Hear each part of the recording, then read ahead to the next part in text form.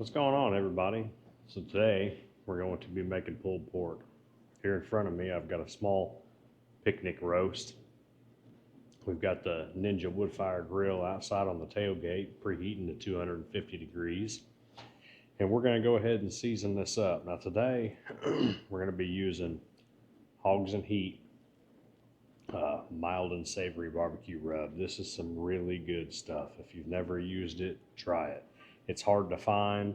This is actually made in Breeze, Illinois. It's kind of a small little thing, but you can order it online. It's really good. You should give it a shot. I'll try to leave a link in the description down below for this. Anyway, so start off by putting some mustard on here. Mustard is just a binder. The flavor cooks out of it. You never taste the mustard. You would never know that there was mustard on this if you didn't see me putting it on here. So put mustard on it, get it all slathered around there good. That's just to help hold the seasoning.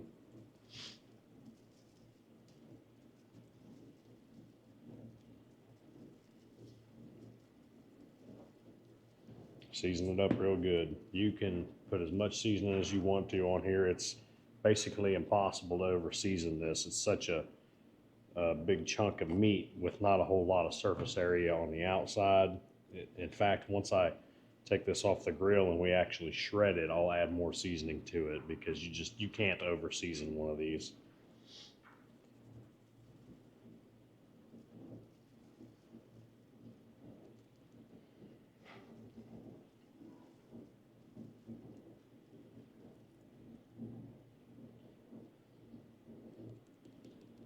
All right,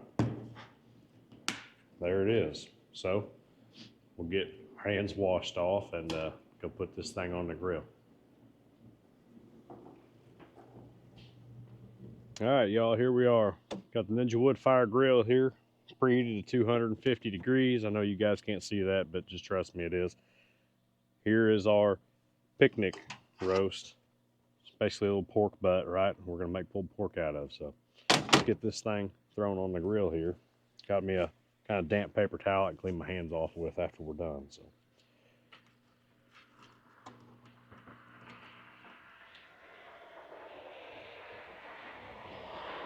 here we are on the grill, looking pretty. So go inside and get cleaned up. We'll check on this thing about an hour, hour and a half. This wood fire grill cooks really fast, so it's not going to take very long. So we'll check in on it here in just a little bit. All right, y'all, it's been just over an hour. So let's check on this pork butt. See what it looks like. It's looking really good. It's getting a nice little bark to it. That's one thing about this wood fire grill. It cooks fast and it does put a pretty good bark on stuff. I really do like that.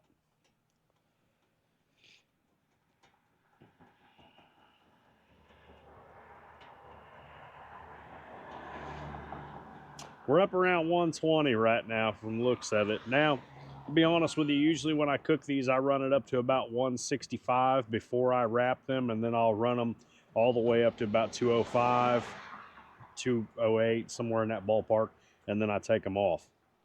However, it's at 120 right now. It's going to be getting late here pretty quick, and I'm trying to get this thing done. So I'm going to go ahead and wrap it right now. That way it will cook a little faster.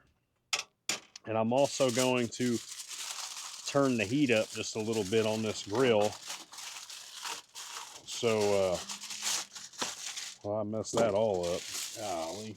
Anyway, I'm going to turn the heat up on this grill so that way it cooks faster.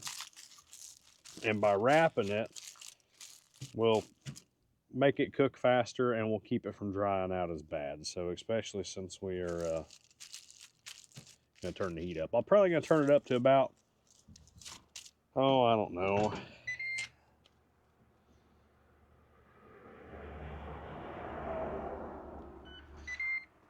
Let's just turn it up to 300. That ought to get her done. So anyway, we'll check back on this thing here in a little while, see how it's going. Hey, y'all, moment of truth. Let's check the temperature on this thing.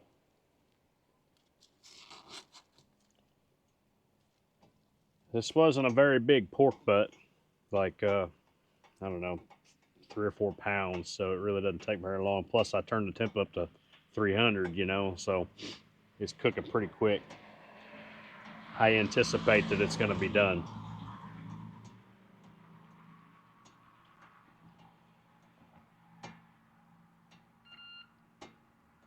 Just wanting to see it up there around the 200, 205 mark.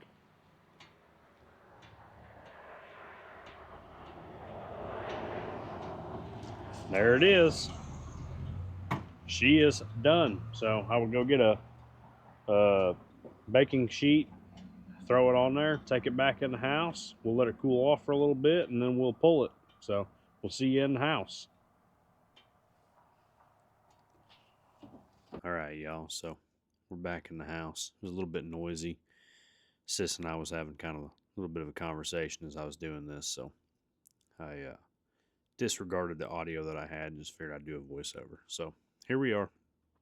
We've obviously got the pork butt in the house, and we're in the process of pulling it right now. And it's looking really, really, really good. It's pulling easy.